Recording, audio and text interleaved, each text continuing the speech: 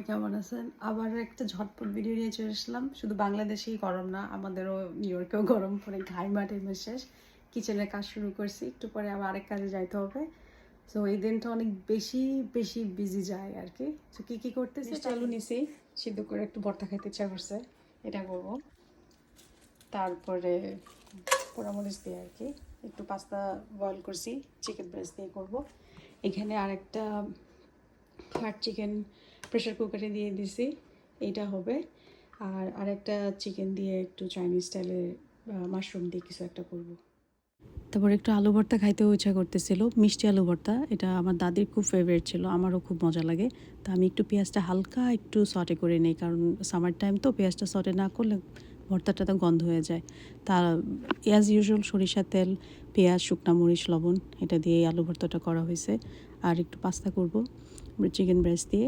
সানডেটা আমার জন্য অনেক অনেক বেশি বিজি যায়, কারণ যেহেতু আমি স্যাটারডে, সানডে, মানডে, টিউসডে আমার হলো ডেল্টার স্কেজুলটা থাকে। মানে আমি যদি সানডেতে একটু টুকিটাকি রান্না না করি, আমার বাসায় তেমন খাওয়ার কিছু থাকে না। অলসো আমি আমার হালাল বয়ফ্রেন্ড দুজনেই আমরা লাঞ্চ নিতে চেষ্টা করি যতটুকু পারি বাসা থেকে। তো এই জন্যই পাস্তাটা আমি এখন মেক করি। পাস্তার পুরো রেসিপি দেওয়ারও কোনো মানে হয় না, সবাই মোটামুটি পাস্তা নুডলস বানাতে পারে। আমার ভাবি খুব ভালো পাস্তা বানায়।